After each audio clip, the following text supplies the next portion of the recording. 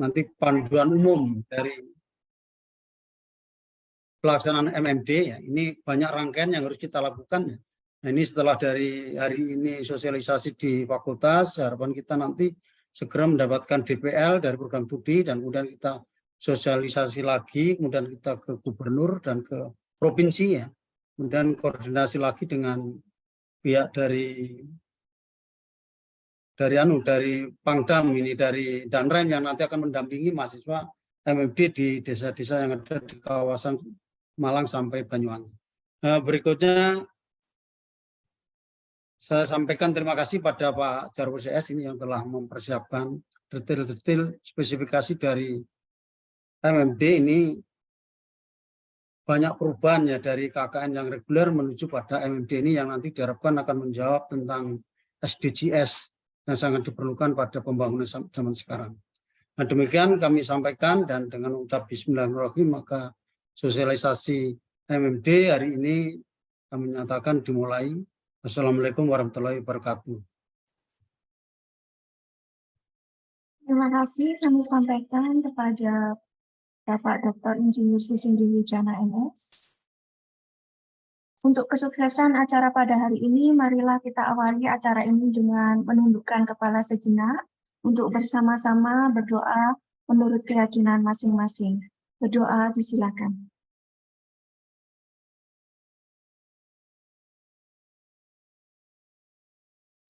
Terima kasih, semoga acara pada hari ini dapat berjalan dengan lancar dan memberi banyak manfaat. Amin. Bapak Ibu yang kami hormati, acara pembukaan telah kita lalui bersama. Sebelum memasuki paparan materi, kami mohon berkenan Bapak Ibu untuk sesi foto bersama. Kami mohon untuk mengaktifkan kamera.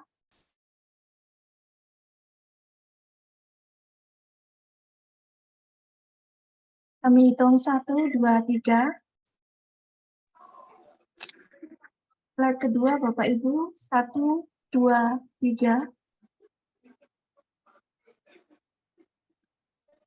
Slide ketiga Bapak Ibu, 1, 2, 3. Terima kasih. Memasuki rangkaian acara selanjutnya akan disampaikan materi sosialisasi mahasiswa membangun desa UB tahun 2023 oleh Ketua Program Mahasiswa Membangun Desa MMD UB tahun 2023. Untuk itu kepada Bapak Dr. Sujarwo SPMP dengan hormat disilakan. Oke, terima kasih Bu Retna. Bismillahirrahmanirrahim. Assalamualaikum warahmatullahi wabarakatuh. Yang saya hormati Ketua LPPM yang dalam hal ini diwakili oleh Pak Singge yang sudah bekerja sangat keras untuk step by step menyiapkan MMD 1000 desa. Itu dapat sharing dari Pak Rektor Pak Singge. IPB itu 500 desa Pak Singge. Tapi di Sulawesi Barat, di luar Jawa, 500 desa. Kita 1000 di Jawa Timur. Moga-moga ini kemudian nanti membawa manfaat yang baik bagi masyarakat dan kita semuanya. Bapak Ibu Dekan, Wakil Dekan, KPS, Kadep, Sekretaris Departemen, semuanya yang hadir pada kesempatan hari ini, semoga sehat selalu dan senantiasa mendapatkan kebaikan yang banyak. Bapak Ibu sekalian, MMD mungkin ini saya langsung ke PowerPoint-nya. Mohon nanti diberi masukan kita kalau ada hal-hal yang perlu untuk kita perhatikan lebih jauh. Kami mohon masukan. Ini masih dalam terus kita sempurnakan karena proses ini step by step kita lakukan. Kita melakukan pengembangan program ini step by step, mulai dari persiapan, yaitu elemen penting dari MMD adalah lokus. Kemudian yang kedua setelah lokus adalah mahasiswa dan DPL-nya, termasuk juga penyiapan infrastruktur sistemnya, sistem informasinya. Ini juga sudah kita mulai siapkan dengan baik, sehingga nanti mahasiswa bisa lebih clear, termasuk juga website. Nah, nanti mungkin akan sedikit disampaikan oleh Mas Yusron terkait dengan website juga untuk diseminasi informasi-informasi yang kita akan lakukan, termasuk juga aplikasi. Perlu diketahui Bapak Ibu sekalian, untuk aplikasi kita mengaugmentasi aplikasi yang dikembangkan oleh teman-teman di Philcom. Ya, di Philcom sudah mengembangkan aplikasi untuk PKM ini yang kemudian kita gunakan, kita apa itu namanya, augmentasi kapasitasnya menampung kegiatan 1000 desa ini. Baik, Bapak Ibu sekalian, kita mulai step by step di slide saya, bahwa kegiatan pengabdian kepada masyarakat ini merupakan di 1000 desa, itu merupakan implementasi dari Undang-Undang Nomor 12 Tahun 2012 tentang perguruan tinggi, bahwa pengabdian kepada masyarakat di perguruan tinggi merupakan kegiatan sivitas akademika dalam mengamalkan dan membudayakan ilmu pengetahuan teknologi untuk memajukan kesejahteraan umum dan mencerdaskan kehidupan bangsa. Ini merupakan wujud nyata kita bagi kontribusi pembangunan secara keseluruhan. Nah, Permendikbud nomor 3, pasal 59 sampai 60, itu memberikan standar bagaimana PKM dilakukan, dan termasuk di dalam Permendikbud nomor 3 ini adalah kewajiban kita mendidik mahasiswa kita untuk mengambil mata kuliah pengabdian kepada masyarakat, selain juga tugas akhir. Ya, jadi ini sehingga menjadi sebuah kewajiban yang kita dalam penyesuaian 2 tahun Permendikbud nomor 22 sehingga tahun 2023 ini kita wajibkan untuk implementasi PKM bagi mahasiswa kita, terutama untuk angkatan 2021. Nah, Pertor 64 juga memberikan penegasan tentang implementasi dari Permendikbud nomor 3 ini yang nanti akan kita dari Forum BD1 dalam proses penyusunan buku pedoman akademik ini menempatkan setelah semester 4 mahasiswa melakukan PKM 4 SKS. Rekognisinya di semester antara Bapak Ibu sekalian. Jadi tidak mengganggu reguler semester, ganjil dan genap. Tapi akan direkognisi, dilaporkan ke PDDikti pada semester antara. Kegiatan pengabdian kepada masyarakat oleh mahasiswa Universitas Brawijaya di 1000 desa ini selanjutnya disebut dengan Program Mahasiswa Membangun Desa di 1000 Desa atau MMD 1000D tahun 2023. Seperti yang saya sampaikan tadi Bapak-Ibu sekalian, posisi dari mahasiswa yang kita wajibkan untuk MMD itu adalah di semester setelah semester 4. Sehingga nanti oleh sistem, by system, itu nanti di SIAM-nya mahasiswa, masing-masing akun SIAM-nya mahasiswa akan ada notifikasi untuk registrasi di MMD, di program MMD. Bagi mahasiswa yang 2021 itu wajib, kemudian 2019 sampai 2020 itu opsional. Akan ada muncul tetapi tidak diwajibkan. Nah, ini kemudian nanti akan diarahkan untuk registrasi di aplikasi di luar sistem, tetapi ketika dia mengklik untuk keikutsertaan di program itu otomatis akan direkognisi sebagai KRS di semester antara nantinya, sehingga sudah desain by system. Bapak-Ibu sekalian, ini sebagai landscape pendidikan yang diadaptasikan dengan programnya Dikti terkait dengan MBKM. Nah, dan Permendikbud nomor 3 yang jelas ada di 2 tahun untuk pengembangan kompetensi di program studi. Ya, ada 2 tahun pengembangan kompetensi di program studi. Kaitannya dengan teori, keilmuan di fakultas dan program studi dengan kolaboratif kelas yang kemudian setelah pencapaian kredit 80-an bagi mahasiswa itu, kemudian mahasiswa dalam landscape-nya kurikulum kita secara umum di Universitas Brawijaya setelah semester 4 kemudian ada 4 SKS pengabdian masyarakat.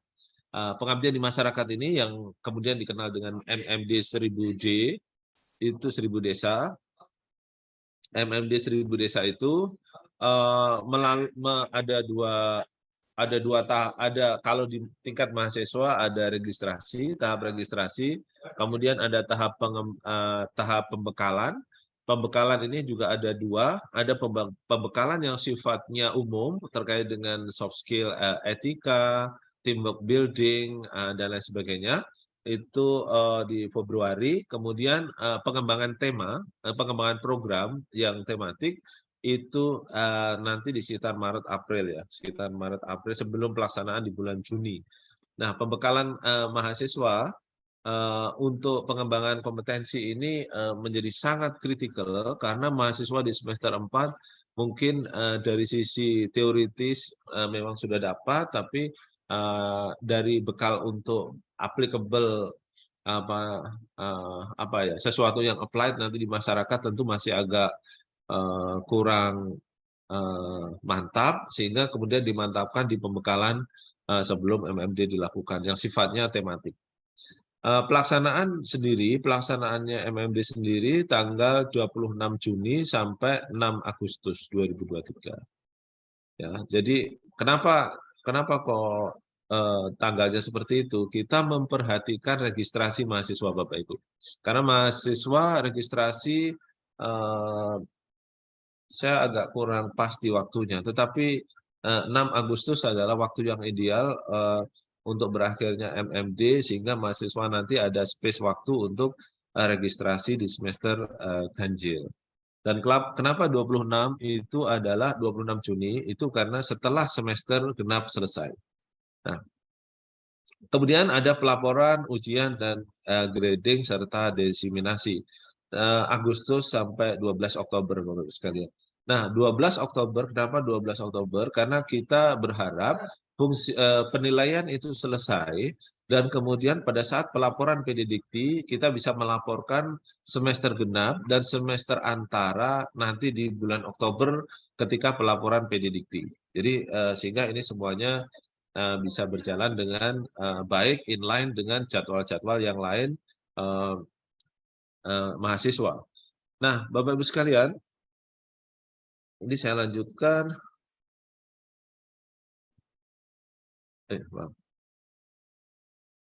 Jadi sebagaimana saya katakan tadi, yang wajib adalah angkatan 2021, ini setelah semester 4.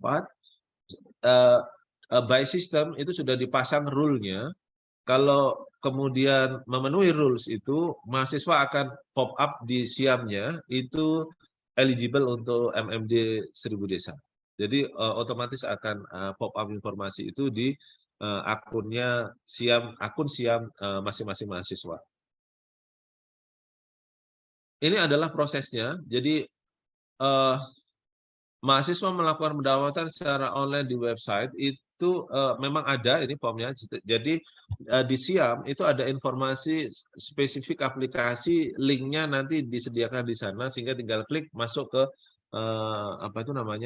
registrasi aplikasi di luar SIAKAD. Kita sengaja untuk membuat aplikasi yang independen di luar SIAKAD karena program ini masih awal, sehingga tidak membebani SIAKAD. Nanti suatu saat pasti ketika sudah betul-betul settle bisa embedded memang jika dirasa benefitnya lebih besar. Tapi sementara ini terpisah. Kemudian tapi ini diingat bahwa mahasiswa yang link ini adalah mahasiswa yang memang di SIAM-nya eligible di situ. Jadi mereka yang eligible akan ada link ini, kemudian diklik akan masuk ke aplikasi itu. Kemudian mengunggah berkas, ada beberapa berkas yang nanti akan dipenuhi oleh mahasiswa, keterangan sehat, asuransi, izin orang tua di aplikasi MMD.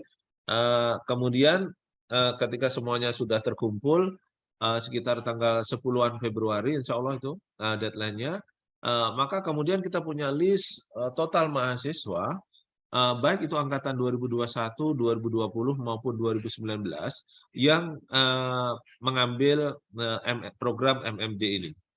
Dari total mahasiswa itu nanti kita akan distribusikan ke lokus-lokus yang pada saat ini menuju proses finalisasi 1000 desanya. Nah, kita akan memiliki lokus-lokus 1000 desa, hasil koordinasi teman-teman di LPPM dan pemerintahan kabupaten dan kota.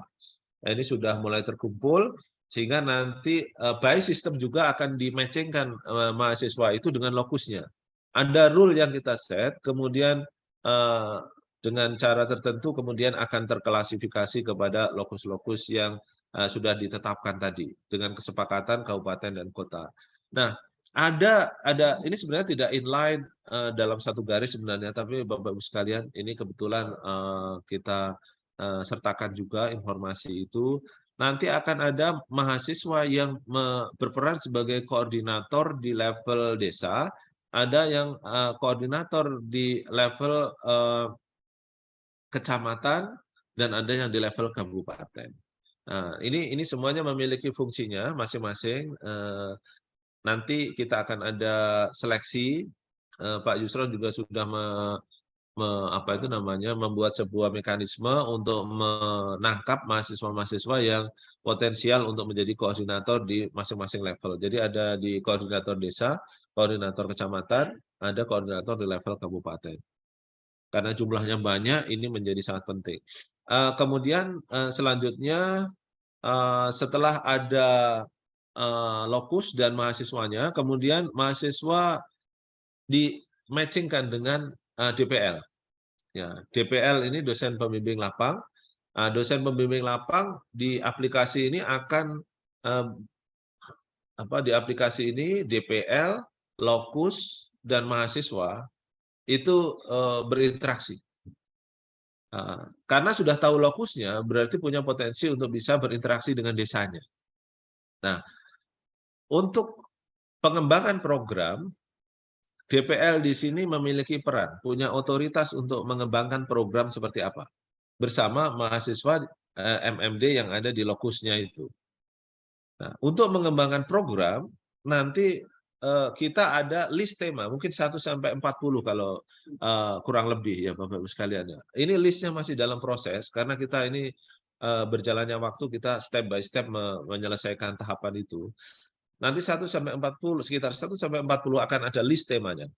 Nah, Bapak Ibu DPL dan mahasiswa akan mengetahui list temanya itu. Kemudian ketika Bapak Ibu sekalian, DPL dan mahasiswa di lokusnya itu mengetahui kondisi lokusnya, pengembangan programnya kira-kira seperti apa. Maka DPL bisa memberi direction kepada mahasiswa di lokus itu untuk kamu pilih tema 3, tema 5, tema 17 misalnya. Ada 3 orang, siapa yang mau ke tema ini. Nah, itu nanti kita sediakan waktunya untuk proses itu bisa berjalan. Tentu setelah Bapak Ibu DPL dan mahasiswa mengenali kondisi lokusnya. Gitu. Oke, setelah pembekalan itu dilakukan, pembekalan ini ada 2 tadi yang saya sampaikan, ada pembekalan yang sifatnya umum, general, etika, teamwork building, dan lain sebagainya. Terus kemudian ada yang sifatnya pengembangan kompetensi tematik tadi, maka kemudian bisa dilaksanakan pelaksanaan dari MMD, gitu ya, di bawah bimbingan DPL. Dan seterusnya sampai kepada grading. Nah, grading siapa yang melakukan? Jadi kalau grading ini dilakukan oleh DPL, dosen pembimbing tema juga bisa memberikan, nanti dikompositkan. Nanti dikompositkan menjadi nilai akhir. Baik, mungkin itu Bapak-Ibu sekalian, ini prosesnya secara umum. Nah, ini ada alokasi desa-desanya. Proses penetapan alokasi Bapak-Ibu sekalian, yang pertama adalah kita tracking kegiatan dosen-dosen kita yang melakukan kegiatan pengabdian di Jawa Timur. Di tracking banyak sekali di Kabupaten Malang, sehingga kemudian Kabupaten Malang sementara ini porsinya paling besar tuh. Ya, di Kabupaten Malang. 275. Ini masih akan ada bergeser ke kiri ke kanan sedikit. sesuai dengan hasil koordinasi dengan kabupaten kota yang dilakukan oleh teman-teman tim di LPPM dan perwakilan fakultas. Bapak Ibu sekalian, ini ada flow-nya yang saya coba buatkan. Kami buatkan kerjasama dari Forum BD1 dan juga LPPM, melibatkan ini memang nanti juga akan melibatkan BPPM fakultas juga. DPL diusulkan, kemudian ada koordinasi, ada beberapa hal yang akan kita sasar terkait dengan IKU, terkait dengan IKM. Jadi nanti harapannya kemudian bisa direkognisi sebagai dosen berkarya di luar kampus. Karena proses ini berjalan mulai sejak awal, kita bisa merekognisi 6 bulan, sekitar 6 bulan nanti kegiatan dosen membimbing mahasiswa untuk FMD ini. Kemudian bisa juga IKM untuk stakeholder, sehingga nanti akan ada data yang masuk sekitar bulan Juli ataupun Agustus awal itu, yang nanti bisa dimanfaatkan oleh KPS atau fakultas untuk AIM, terutama AIM yang dari stakeholder. Nah, itu akan, wah itu banyak sekali tuh, ya banyak sekali nanti akan masuk. Terus kemudian dari dosen tema, kalau itu DPL jelas ya alurnya nanti mengawal mahasiswa sampai kepada grading. Dosen tema itu kalau kita compare dengan fungsinya dari dosen tema dan DPL itu seperti ini, Bapak Ibu sekalian. Kita asumsikan ada tema I, J, K, dan L, kemudian ada desa D1 sampai D7. Ini sebagai simplifikasi. D1 adalah DPL Desa 1 yang membimbing mahasiswa dengan pembekalan tema I dan tema J. Jadi D1 di sini, ini D1, sebentar saya nggak bisa. Nah, ini D1 yang di D1 ini tema I dan tema J. Tema I dan J. Karena di D1 ini interseksi antara lingkaran I dan lingkaran J. Ini lingkaran tema. Jadi untuk Desa 1 ada 2 tema yang akan diikuti oleh mahasiswa yang ada di lokus Desa 1. Dan demikian. Nah, kalau kita lihat dari sisi tema, pengembang tema atau penyusunan tema, nanti yang akan memberi pembekalan tema, maka pengembangan tema ini kita ambil contoh. Mana ini temanya? Misalnya tema 1, tema I misalnya. Tema I itu berarti nanti akan ada mahasiswa yang mengikuti pembekalan tema I dari Desa 1, Desa 2, Desa 3, Desa 5, dan Desa 7. Ya, karena ini nanti dibutuhkan untuk pengembangan program di Desa D1, D2, D3, D5, dan D7. Jadi memang tema ini kita sediakan optionnya, nanti yang mengikuti akan bervariasi jumlahnya, tergantung kepada kebutuhan di desa. Untuk pengembangan program, dan juga bagaimana DPL mengarahkan pengembangan program itu bagi mahasiswanya, di bawah bimbingannya.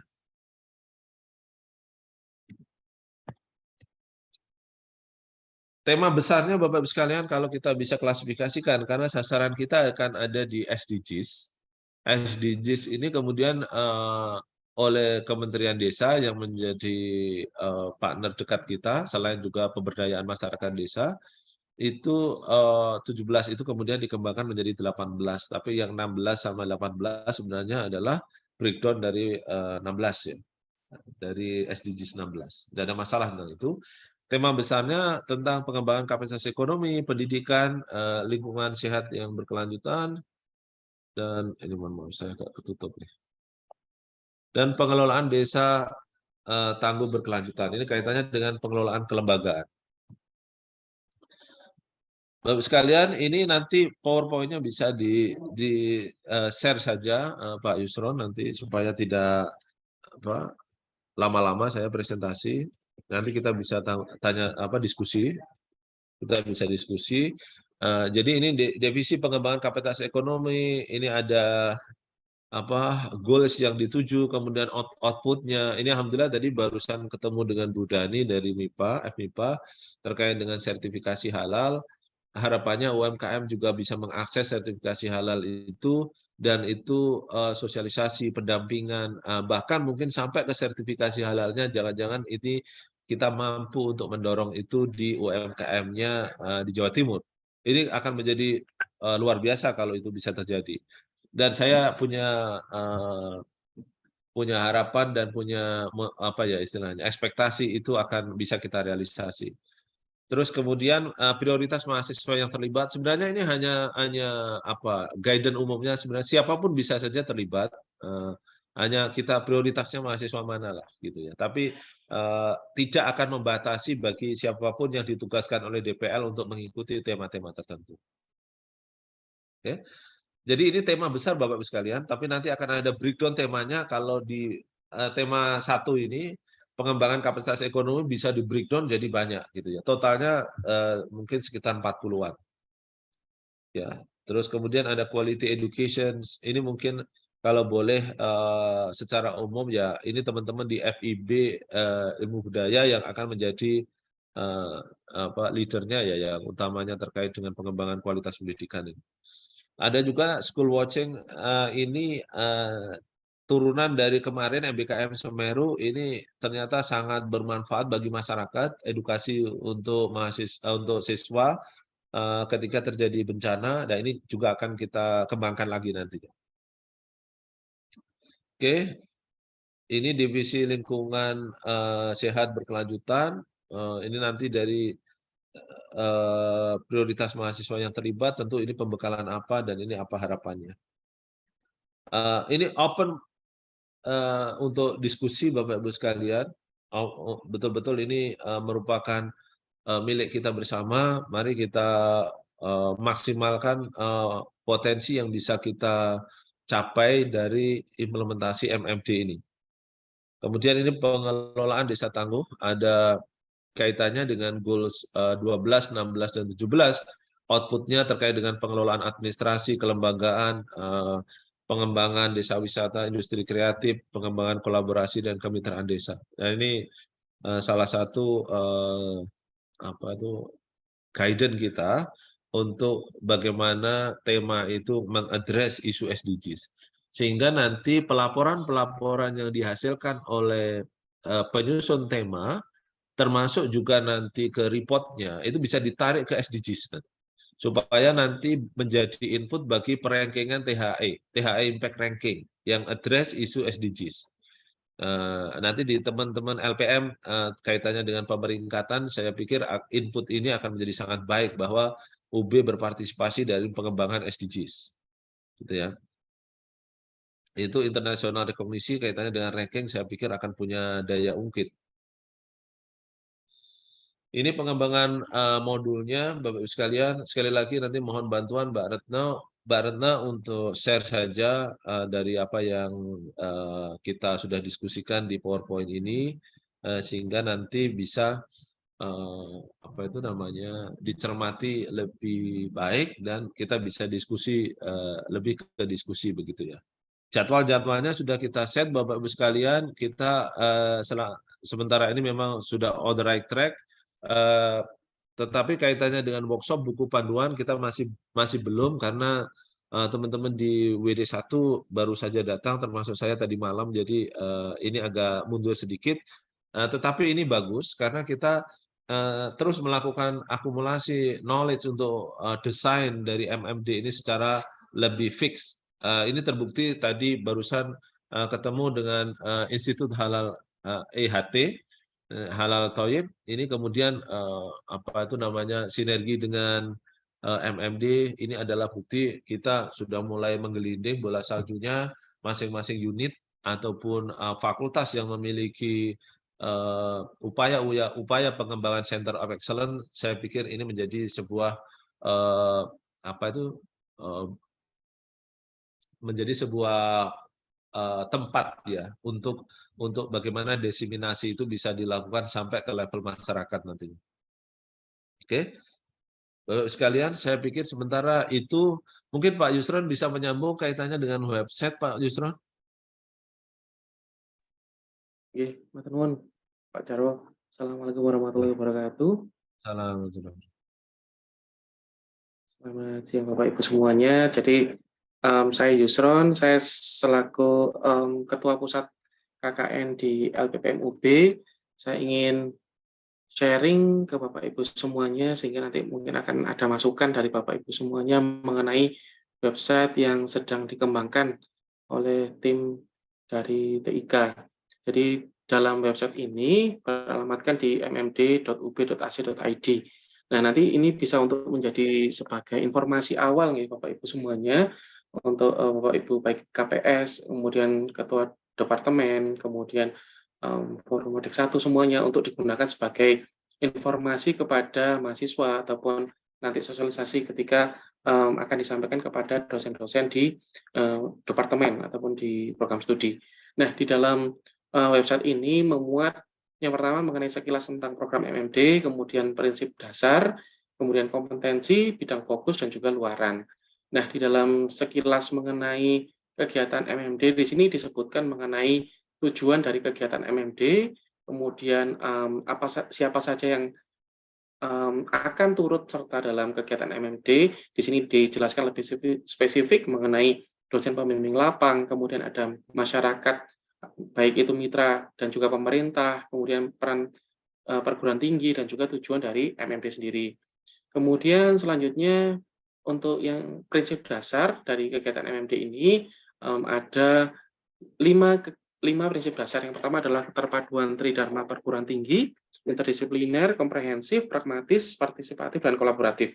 Jadi nanti di dalam kegiatan ini, dalam satu kelompok itu akan kita ajak semuanya dari program studi, semua program studi di UB, dan akan kita sesuaikan dengan kaitannya dengan tema-tema yang sudah disampaikan oleh Pak Jarwo tadi, dan harapannya dengan adanya interdisipliner di sini, mahasiswa ini bisa untuk menyelesaikan permasalahan dari masyarakat ini lebih bisa dari segala bidang kompetensi mereka.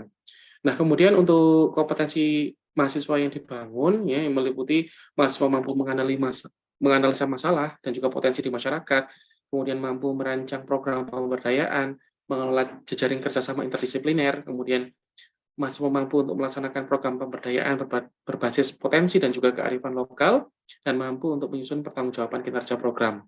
Nah, kemudian untuk bidang fokus, ini kita fokuskan tadi sudah disampaikan oleh Pak Jarwo, ada 18 Sustainable Development Goals atau SDGs desa, yang terdiri dari desa tanpa kemiskinan, kelaparan, dan sebagainya, hingga kelembagaan desa yang dinamis. Nah, kemudian untuk luaran yang diharapkan dari MMD, tadi banyak sekali sudah disampaikan oleh Pak Jarwo mengenai luarannya, nanti bisa untuk Bapak Ibu sampaikan juga bahwa mahasiswa sendiri nanti diharapkan bisa untuk membuat laporan kegiatan secara individu, kemudian ada video, kemudian ada publikasi kegiatan, dan juga publikasi artikel ilmiah. Nah, nanti luaran-luaran ini akan digunakan sebagai mendukung ya tentang pencapaian impact ranking THE dari UB. Nah, kemudian setiap kegiatan nanti kami akan melakukan pemberitaan. Jadi ketika adik-adik nanti melakukan suatu kegiatan di masyarakat, kita akan fasilitasi pemberitaannya melalui website yang telah dibuat seperti ini. Nah, kemudian berikutnya tadi juga sudah sempat disinggung oleh Pak Jarwo mengenai mahasiswa nanti akan melakukan pendaftaran melalui KRS-nya. Jadi seperti ini contohnya Bapak Ibu, nanti akan ada form pendaftaran mahasiswa membangun desa, dan ini diwajibkan untuk angkatan yang 2021. Nah, kemudian untuk informasi yang nanti mahasiswa harus isi, ini meliputi nama, NIM, dan provinsi asal, kemudian akan ada informasi mengenai nomor handphone dari orang tua ataupun alamat orang tua. Kemudian nanti akan perlu untuk diisi oleh mahasiswa mengenai pengalaman organisasi, prestasi, keahlian, kemudian riwayat penyakit, dan juga nanti program apa yang mungkin akan mereka berikan ke masyarakat. Mungkin mereka sudah memiliki ide-ide tentang hubungannya tentang pengabdian, nanti bisa untuk dituliskan di sini. Nah, file yang perlu diupload di sini meliputi BPJS, kemudian surat izin dari orang tua, kemudian surat keterangan sehat, dan nanti kita membutuhkan untuk KTP sebagai perizinannya. Nah, nanti ini akan di pop up oleh TIK ketika mahasiswa melakukan KRS. Untuk informasi mengenai web, mungkin seperti itu, Pak, untuk dari PPT dari Pak Jarwo, sudah kami kirimkan melalui chat juga, Bapak Ibu. Kemudian untuk apabila Bapak Ibu ada pertanyaan yang disampaikan kepada Pak Jarwo atau saya, bisa dipersilahkan, Bapak Ibu.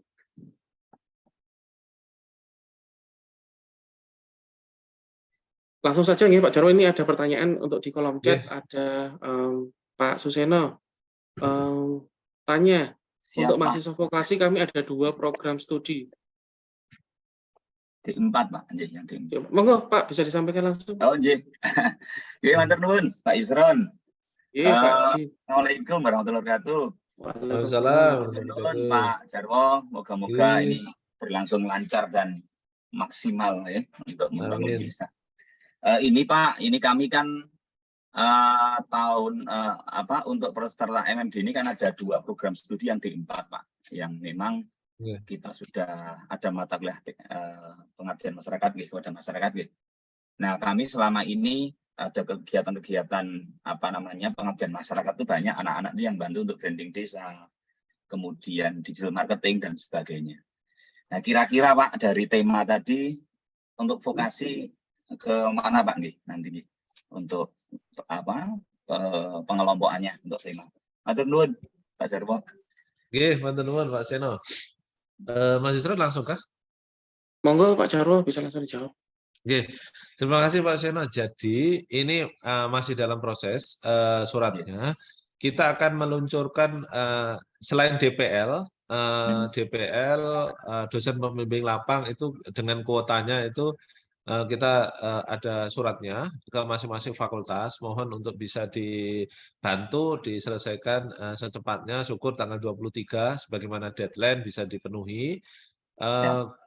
Kemudian akan kita luncurkan lagi setelah itu adalah permintaan untuk pengembangan tema per fakultas. Jadi nanti termasuk vokasi akan kita minta ada 2 tema. Nah, tema ini nanti setelah disampaikan temanya apa, nanti kita masih dalam proses untuk bagaimana mendapatkan ini ya, kita masih diskusi-diskusi dengan Pak Direktur Layanan Akademik. Syukur mendapat support dana untuk pengembangan modul berbasis tema itu. Pengembangan modulnya itu nanti untuk pembekalan mahasiswa.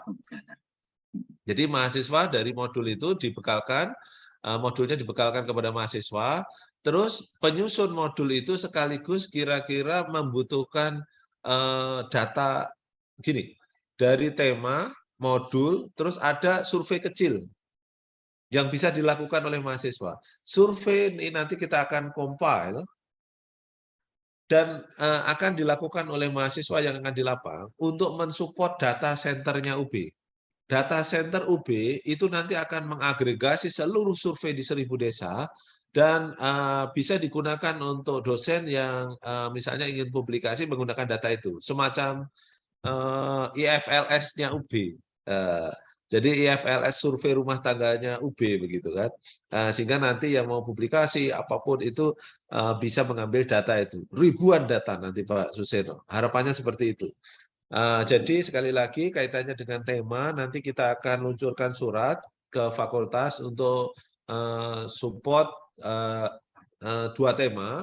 Kemudian kita akan compile di pengelola untuk kita harmonisasi. Nanti ketika sudah clear, kemudian itu dikembangkan modulnya, modul plus surveinya, survei lapangnya. Sehingga nanti dari akumulasi survei-survei itu kita arrange menjadi kuesioner, bisa dilakukan oleh mahasiswa ketika di lapang itu di hari-hari terakhirnya, dan kemudian akan ada aliran data ke data centernya UB dari hasil MMD. Kita bisa bayangkan kalau setiap tahun kita lakukan itu, Ya. wah itu luar biasa. Ya, terima kasih. Mungkin itu Pak Zeno. Nggih, matur nuwun, Pak. Oke, dipersilakan kepada Bapak Ibu yang lain yang ingin bertanya, bisa untuk raise hand ataupun bisa untuk mengetikkan di kolom chat. Izin bertanya, Pak. Monggo, silakan Bu. Oke, terima kasih Pak Jarwo. Saya Lili dari Oke. Kebidanan. Oke, Mohon Bu maaf Lili. tadi agak ketinggalan, Nggih. Saya mengklarifikasi kembali bahwa nanti ada pengakuan 4 SKS. Oke. Nah, berarti mahasiswa ini akan mengambil istilahnya 4 SKS itu kami yang akan merekognisi ke mata kuliah tertentu yang ada di PS kami, itu pertama. Ataukah kan kalau selama ini ketika kita KRS-an kan dimasukkan ya Pak. Berarti apakah nanti mahasiswa yang akan ikut misalnya masuk tertarik itu, berarti kita menyediakan rumah untuk 4 mata kuliah ini, gitu gitu Pak. Itu 2 pertanyaan itu. Kemudian tapi tetap yang ketiga, berarti tetap ada batasan bahwa SKS yang akan diambil oleh adik-adik adalah 24. Kalau misalnya kami memfasilitasi ada tambahan yang 4 SKS menikah. Mungkin itu dulu Pak Jarwo. Ya. Siap. Berarti ini bukan konsepnya MBKM yang harus mengambil 20 bukan. kan gitu ya Bukan. Pak? Bukan, Bu. Bukan. Nah, nggih, berarti itu mungkin. Makasih Pak Jarwo. Langsung Pak Yusron ya. Monggo Pak Jarwo. Jadi Bu Lili kalau lihat saya langsung lihat persepsinya ke MBKM ya Bu Lili. Iya, bukan Bu Lili. Jadi ini di luar yang 20 SKS MBKM membangun desa. Itu memang ada bentuk membangun desa itu ada 20 SKS. Tapi yang MMD ini memang kewajiban yang diberikan oleh Permendikbud nomor 3 harus dilakukan mahasiswa, yaitu selain tugas akhir, baik itu penelitian, perancangan, atau pengembangan, itu adalah pengabdian kepada masyarakat, yang kemudian diterjemahkan di dalam Pertor 64 kita tentang pedoman akademik, itu pengabdian kepada masyarakat di semester 4. Lebih spesifik lagi, nama programnya Mahasiswa Membangun Desa atau MMD ini. Jadi itu 4 SKS. Kalau kemudian ini direkognisi, diambil oleh mahasiswa dan direkognisinya di semester antara, tidak di semester ganjil atau di semester genap, di semester antara. Jadi di semester break itu loh, semester break bulan Juli Agustus itu. Ya, jadi tidak mengganggu kurikulum di reguler semester. Pun demikian, kalau misalnya di FK misalnya, ternyata itu karena sistem blok ataupun apapun itu, desainnya itu hanya mampu menangkap 2 SKS, saya berharap harmonisasinya tetap bisa dilakukan. Ya, kalau ada kasus khusus mungkin kita nanti perlu diskusi khusus, tetapi kehadiran dari aspek kesehatan bagi masyarakat nanti untuk MMD ini sangat dibutuhkan. Sangat dibutuhkan. Jadi Bu Lili nanti yang memberikan grading oleh tema sama DPL diagregasi. Jadi tidak oleh fakultas. Nanti otomatis akan masuk ke Siado, nilainya masuk ke Siap, masuk ke Siakap. Jadi ya kayak dosen ngasih assessment itu di Siadonya. Mungkin berarti mahasiswa tidak perlu mengambil KRS-an gitu apa? Karena ini sudah pasti di semester antara. Ketika dia mengeksekusi, meregister NIM-nya dia untuk MMD, otomatis dia akan terrekognisi di semester antara. Oh, Terus gitu. kemudian kode mata kuliahnya adalah UBU 60005, 6005. UBU 6005 itu pengabdian kepada masyarakat. Kalau kemudian ada request tertentu kaitannya dengan kompatibilitas kurikulumnya, itu kita bisa komunikasikan untuk ada diskresi pengecualian nanti di sistem. Gitu, Bu Gitu. Lili. Berarti Ya. request nama mata kuliahnya bisa gitu kan ya Pak ya? Iya, Kalau iya. cocok kepada Ya, oh iya iya iya, Pak. tetapi untuk yang 4 SKS sebaiknya seluruh fakultas menggunakan kode yang sama yaitu UBU 60005. Oh gitu. Supaya tidak meng-create mata kuliah sendiri-sendiri per fakultas, Bu. Karena itu nanti kan jadi banyak itu kodenya itu. Nanti apa ya? Nggak logis. Jadi dia muncul satu PS bisa 200 mata kuliah gitu akhirnya nanti munculnya. Kan nggak baik. Karena itu sebenarnya mata kuliah yang dikelola wajib universitas, maka sebaiknya kodenya kode universitas. Oh gitu. Pak Jarwo, Ya. mungkin itu Dokter Diki juga mau bertanya, tapi sebentar Dokter, nggak saya lanjutkan. Siap. Terus Pak, itu kan di semester antara. Tapi masalahnya kalau mahasiswa kami ini ada mata kuliah yang nggak lulus kan, dan mata kuliah itu bukan mata kuliah praktek kan berarti tidak bisa mengambil tersebut. Itu Pak Jarwo. Terus yang kedua, di FK itu sebenarnya ada kita ada mata kuliah wajib PKNM semester 7. Itu juga aktivitas di komunitas. Kemudian ada juga mahasiswa maba, itu juga ada ke komunitas, ada praktek sendiri lah gitu. Itu gimana? Mungkin nanti bisa disambungkan sama Dokter Diki, Pak Jarwo, matur suwun. Ya, oke Bu Lili. Jadi ini request-nya adalah di atas semester 4. Setelah selesai semester 4. Kalau nanti untuk diberikan di maba, nggak kompatibel nanti dengan program ini. Ya, jadi ini yang sudah belajar di kampus minimal 2 tahun. Ya, jadi itu, seperti itu. Nah, Oh, kalau kemudian mengambil MMD, berarti by system dia akan di-reject untuk mengulang untuk mengambil SKS di semester antara. Kita by system sudah dibuat rules-nya, karena tidak mungkin dia melakukan MMD sekaligus dia kuliah. Itu tidak mungkin. Karena dia ada di desa dan di situ ada aktivitas yang penuh, maka kemudian untuk semester 4 ini kita tidak ada ruang untuk semester pendek di semester 4. Oh gitu ya Pak. Nah, terus gimana ini kalau berarti kan wajib tadi ya Pak Jarwo ya?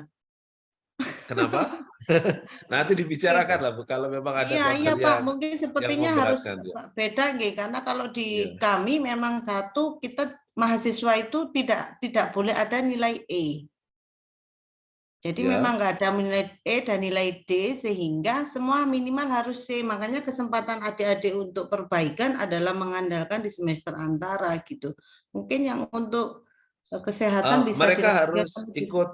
harus ikut ujian saja atau harus ikut kelas lagi? Ikut kelas Pak, karena kan kita nggak bisa tetap engage. Jadi kita memberikan perkuliahan kembali gitu. Mungkin bisa dilanjut berapa sama minggu? Biasanya berapa minggu Bu Lili? Selama ini mahasiswa kami itu full Pak, 1 bulan ikut semuanya. Ya. Oke. Ya itu masalah itu. Oke. Oke, mungkin dilanjutkan sama Dokter Diki. Oke. Monggo. Oke, saya lanjut Pak Jarwo. Oke, monggo Dokter. Oke, saya mewakili Prof. Saifur karena beliau sedang umroh dan mungkin juga mewakili Budi Ajeng sebagai ketua tim PKNM-nya FK, Pak Jarwo. Iya. Ini memang memerlukan pembicaraan lebih lanjut. Kemarin di rapat pimpinan juga sudah saya sampaikan terkait dengan program 1000 Desa ini kepada Pak Dekan dan Wadik 1 kami. Memang untuk nanti farmasi dan kebidanan dan kedokteran ini posisi dari semester antara ini krusial sekali gitu Pak Jarwo. Tidak sama mungkin di fakultas lain mungkin semester antara dipakai untuk mengakselerasi perkuliahan, tapi kalau kami memperbaiki nilai begitu. Jadi jatah 9 SKS itu saja rasanya kok kayak kurang gitu. Mahasiswa itu sepertinya kurang lah, ini mau dikurangi 4 gitu. Jadi kami mungkin perlu berbicara lebih khusus lagi gitu. Saya berkoordinasi dengan Bu Husnul dan kebetulan sekarang yang pimpinan di FK selama pimpinan yang lain umroh kan Dr. Eriko di Wadek 3, Pak Jarwo. Mungkin nanti kami koordinasi lebih lanjut dengan Pak Jarwo begitu nggih untuk di FK. Karena memang kendala kami di situ Pak Jarwo, dan kalau planning kami memang mau kami integrasikan dengan PKNM yang dilaksanakan oleh mahasiswa semester 7. Ya. Secara aturan sebenarnya juga masih masuk karena kan minimal semester 4. Jadi semester 7 ini kami rasa secara keilmuan itu masih masuk lah. Setelah semester 6 itu hampir 80% mata kuliah mereka sudah serap gitu, sehingga mereka bisa untuk berkontribusi. Cuma mungkin timeline-nya ini nanti yang akan menyesuaikan gitu Pak Jarwo. Jadi bukan terkait dengan 1000 desa. Kami sangat support gitu dengan 1000 desa, tapi mungkin nanti kami perlu bicarakan terkait dengan ini secara khusus gitu. Mungkin itu mewakili Bu Emma dan Bu Lili yang hadir di sini, biar enggak bingung. Iya. Ya, terima kasih Dr. Diki. Ya, kami coba untuk meraba-raba sebenarnya kesulitannya di mana, dan saya yakin itu kaitannya dengan scheduling juga ya kayaknya ya Mas Diki ya. Dr. Diki ya. Jadi kalau kemudian kita nanti diskusikan secara lebih khusus, karena memang model pembelajaran di kedokteran kan atau yang sejenis kan agak berbeda dengan di kami ya. Ada semester antara, dan sequencing-nya itu tidak terlalu, walaupun itu penting, tapi selama mahasiswa sudah mengikuti requirement itu tidak terlalu mandatori begitu. Nah, kalau kemudian itu menjadi concern di kesehatan, di ilmu kesehatan, maka nanti semester 7 saya pikir justru malah sangat baik untuk mensupport MMD ini. Nah, terkait dengan penjadwalannya kita nanti bisa komunikasikan. Karena ini kan juga khusus, tidak setiap hari harus stay di sana. Tidak setiap hari stay di sana, sehingga nanti program-program pengembangan terkait dengan kesehatan juga bisa disesuaikan. Saya pikir begitu, Dr. Diki. Nggih, matur nuwun Pak Jarwo. Sama-sama. Baik, Bapak Ibu, apabila masih ada yang ingin bertanya, bisa untuk raise hand atau mengetikkan di kolom chat.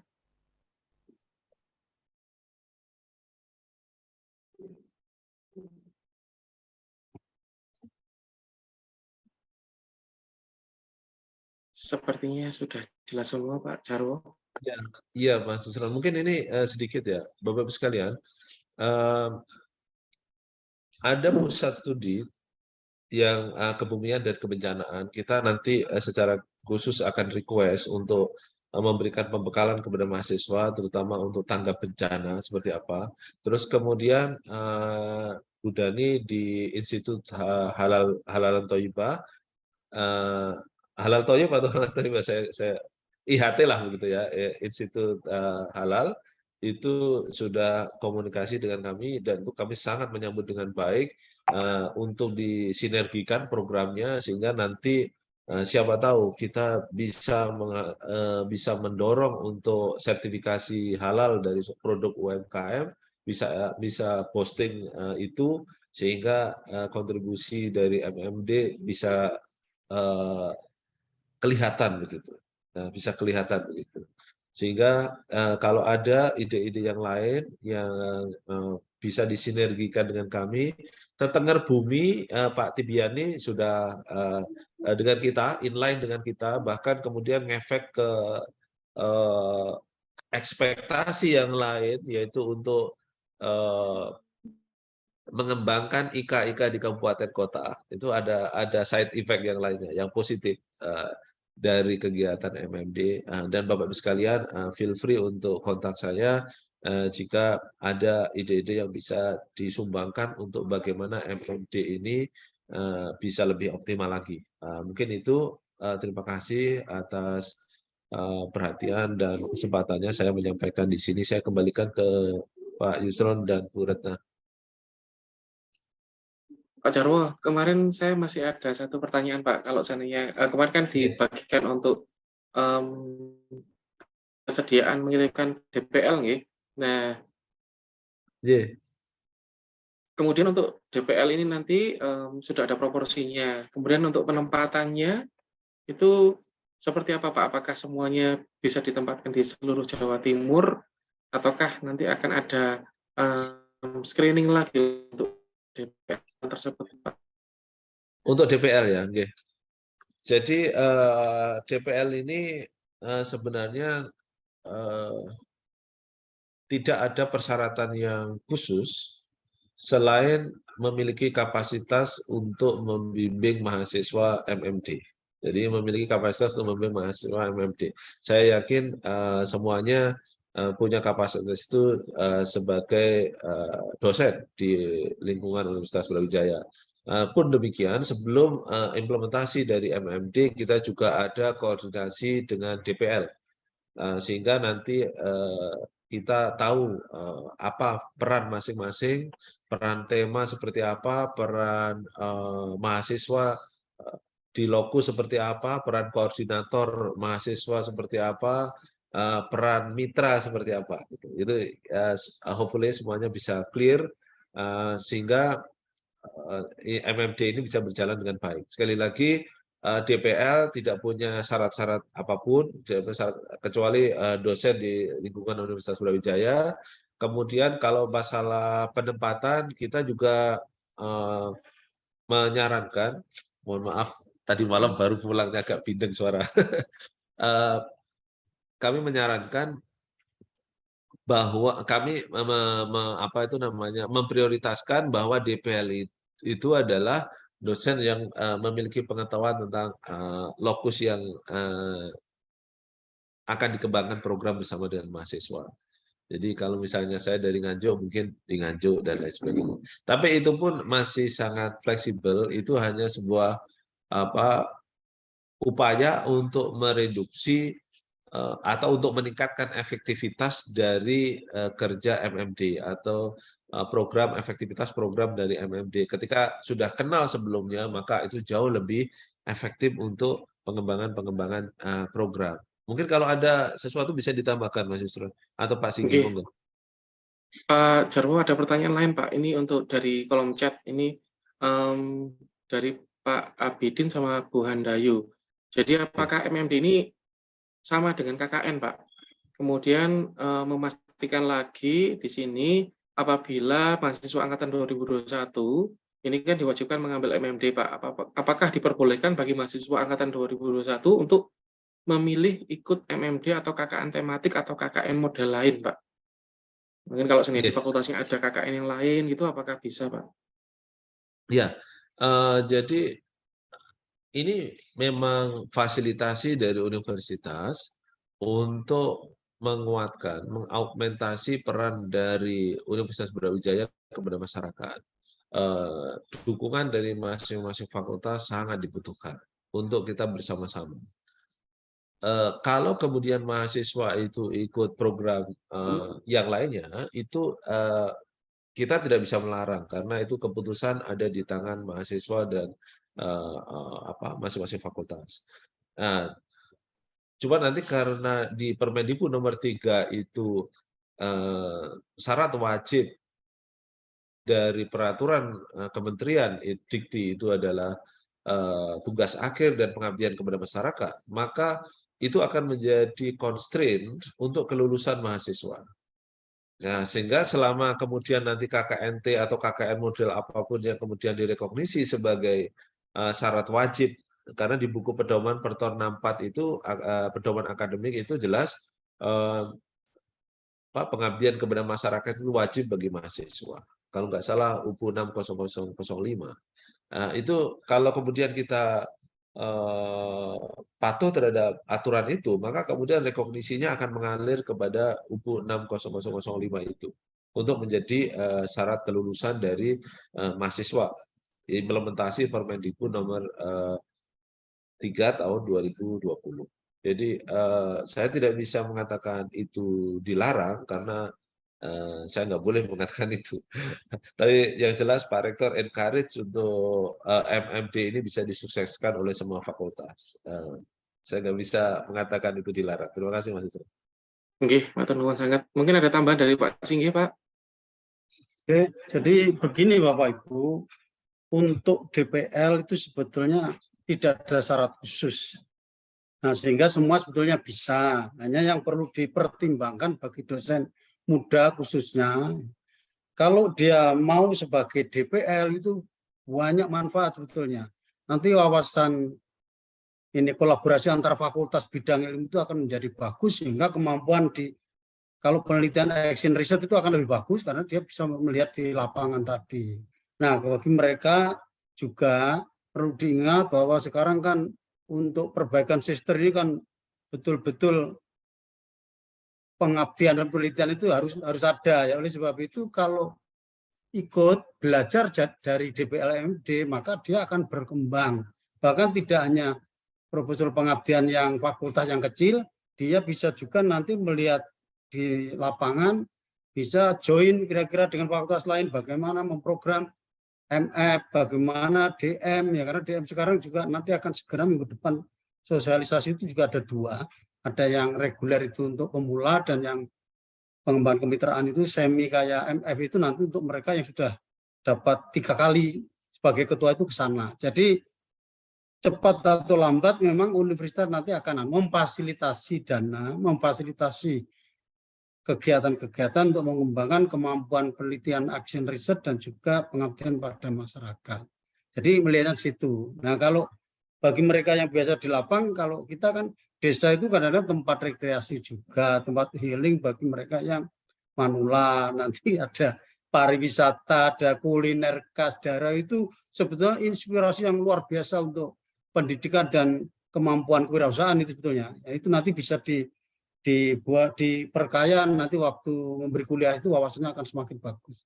Jadi tidak ada ruginya sebetulnya kalau mengikuti MMD ya, mumpung ini Pak Rektor ini universitas ini betul-betul fokus dan concern memfasilitasi dosen muda dengan dana yang tentunya memang ini tahun pertama segitu, insya Allah nanti tahun kedua akan semakin besar. Jadi itu yang bisa saya sampaikan. Terima kasih Pak Yusron dan Pak Jarwo. Terima kasih Pak Singgih. Sedikit menambahkan Pak Jarwo, tadi untuk mahasiswa nanti untuk MMD ini tidak ditarik biaya sama sekali nggih, Pak Jarwo nggih. Jadi untuk mahasiswa ya malah kita akan memberikan pembiayaan yang pertama mengenai transportasi nggih Bapak Ibu, untuk mahasiswa menuju ke lokasi dan juga mahasiswa untuk pulang. Nah, selain itu nanti kita juga akan memprogramkan bantuan kegiatan per kelompok. Nah, nanti ada bantuan kegiatannya nanti akan bisa digunakan mahasiswa untuk melakukan aktivitas yang disesuaikan dengan potensi dari desa, untuk melakukan realisasi dari program kerja yang mereka rancang dengan DPL-nya, Pak Jarwo. Jadi untuk kegiatan ini murni 100% gratis, Bapak Ibu. Mahasiswa tidak perlu berbayar. Jadi kalau seninya kita sudah banyak fasilitas yang akan kita dapatkan, bisa kita manfaatkan semaksimal mungkin, ya, supaya nanti bisa untuk turut serta di MMD ini. Ngaten nggih, Pak Jarwo? Mungkin Bapak Ibu yang lain tidak ada yang raise hand juga, dan di kolom chat juga sudah kosong, tidak ada pertanyaan lagi. Saya kira sekian nggih Bapak Ibu semuanya. Masih ada nih Pak Herman. Terakhir nggih Pak Herman nggih. Monggo Pak Herman. Ya, mohon maaf karena tadi nggak ngikuti dari awal. Mungkin terkait dengan peserta Pak Jarwo, ini dipastikan bisa untuk seluruh mahasiswa UB atau ada kuotanya, sehingga fakultas itu kita ngirim semua atau dibatasi, sehingga kemudian kita kalau memang bisa mengakomodir semua mahasiswa, kita nggak perlu bikin lagi yang versi fakultas, sudah kita serahkan ikut MMD semua gitu. Kemudian terkait dengan biaya, saya pikir mungkin kalau kita ngomongnya sekarang mahasiswa tidak perlu bayar, kalau pengalaman kami mungkin nanti mahasiswa perlu urunan sendiri, misalkan kalau mereka mau bikin kaos tim di desa dan sebagainya, ada kemungkinan seperti itu. Jadi kalau kita sampaikan ke mahasiswa full bebas biaya, mungkin takutnya nanti tiba-tiba ada biaya ini itu jadi ini masalah di mahasiswa. Jadi mungkin di awal disampaikan aja biaya yang di cover oleh universitas itu ini, biaya mana yang kemungkinan bisa jadi kita narik ke mahasiswa. Saya pikir pasti mereka akan ada biaya yang di luar yang di cover oleh universitas atau di program ini. Gitu kira-kira Pak Jarwo mungkin bisa ditanggapi. Terima kasih. Oke, terima kasih. Langsung ya Pak Yusron. Oke. Monggo Pak. Oke. Ya, jadi kita ada 1000 desa, Pak Herman ya. Jadi 1000 desa, kalau kita isi satu desa 20, saya pikir itu akan juga sangat baik. Dan kita sudah dengan LPPM, koordinasi dengan LPPM se-Jawa Timur, sehingga lokus kita punya potensi akan menjadi referensi untuk tidak diikuti, tidak dimasuki oleh universitas yang lain. Sehingga tidak terjadi benturan-benturan program nanti. Sehingga kita nanti 1000 desa diisi 20 misalnya, itu berarti totalnya 20.000 mahasiswa. Kondisi sekarang satu angkatan sekitar 14.700-an. Jadi kalau semua fakultas itu masuk ke program MMD, saya pikir masih oke. Ditambah misalnya angkatan 2019-2020 yang masih belum pengabdian dan mau ikut, itu insya Allah masih punya space untuk kita cover di situ. Insya Allah seperti itu Pak Irfan. Ya, berarti bisa mengcover semua mahasiswa ya Pak Jarwo ya? Ya, insya Allah bisa. Yang di fakultas Allah gitu bisa. maksudnya. Oke, bisa Pak Irfan. Ya, Oke Pak Herman, tadi juga menambahkan Pak, jadi untuk yang ditanggung mahasiswa itu nanti penginapan ya Pak, untuk tempat tinggal mereka sendiri, dan juga biaya mereka makan, seperti contohnya mereka kalau kos itu berarti kan mereka harus makan sendiri dan biaya sendiri ya Pak Herman ya. Itu mereka harus menanggung sendiri. Gitu. Ya untuk silakan kosnya Bapak berarti masih bayar sendiri ya Pak, bukan ditanggung. Boten. Jadi untuk kos dan makan itu nanti akan diserahkan kepada masing-masing mahasiswa sendiri. Gitu. Nah, ini mungkin melanjutkan sedikit ya kalau boleh. Karena pengalaman kami kemarin, ada beberapa desa itu yang warga desanya itu sudah paham model-model KKN ini, sehingga mereka itu menyewakan rumahnya itu dengan biaya yang relatif lebih mahal gitu. Dan dia kompakan gitu, satu desa itu semua biayanya sekian gitu. Sementara kalau di-compare dengan desa yang lain lebih murah gitu. Nah, kalau bisa ini nanti tim MMD yang melakukan negosiasi, menentukan biayanya berapa, sehingga ketika kita menyampaikan ke mahasiswa itu fix gitu, jangan ada yang desa ini lebih murah daripada desa yang lain gitu. Karena pengalaman kami kemarin ada desa yang dia pasang harga sekian gitu, akhirnya ada mahasiswa yang keterima desa itu dia keberatan kalau membayarnya sekian karena kok jadi lebih banyak saya daripada saya kos di Malang gitu. Nah itu mungkin perlu diantisipasi juga kalau memang itu masih dibiayai sendiri oleh mahasiswa. Karena tadi saya pikir tadi disampaikan kalau mahasiswa tidak perlu membayar gitu ya. Berarti yang tidak dibayar itu kan apa gitu? Yang di cover universitas adalah mungkin biaya pengiriman, biaya penjemputan gitu ya. Apalagi, nah itu mungkin yang nanti disampaikan supaya clear mana yang memang harus tetap dibiayai oleh mahasiswa. Mungkin ya mohon perhatian terkait dengan tempat kos atau tempat menginap mahasiswa itu perlu dikondisikan jangan sampai warganya menarik yang lebih besar sehingga antar desa bisa jadi biaya yang tidak seragam gitu. Itu aja mungkin, makasih. Oke, terima kasih Pak masukannya. Saya kira ini yang terakhir nih tadi Pak Herman sudah kita sepakati. Terima kasih Bapak Ibu untuk pertanyaan yang sudah disampaikan juga. Saya akhiri untuk sesi tanya jawab. Cukup sekian. Assalamualaikum warahmatullahi wabarakatuh. Saya kembalikan lagi ke Mbak Retna sebagai MC. Terima kasih kami sampaikan kepada pemateri Pak Dr. Sujarwo SPNP dan Bapak Yusron Sugiarto STP MP MSJPS. Bapak Ibu peserta kegiatan daring yang berbahagia, tibalah kita di penghujung acara sosialisasi program mahasiswa membangun desa yang diselenggarakan oleh Forum Wadek 1 dan LPPM Universitas Brawijaya. Atas nama panitia kami mengucapkan terima kasih atas keikutsertaan Bapak Ibu dan mohon maaf apabila ada yang kurang berkenan. Akhir kata, wassalamualaikum warahmatullahi wabarakatuh. Waalaikumsalam warahmatullahi wabarakatuh. Terima kasih Mbak Retna, Pak Yusron, Pak Singgi. Matur nuwun, Pak Herman, izin. Matur nuwun semuanya. Matur nuwun.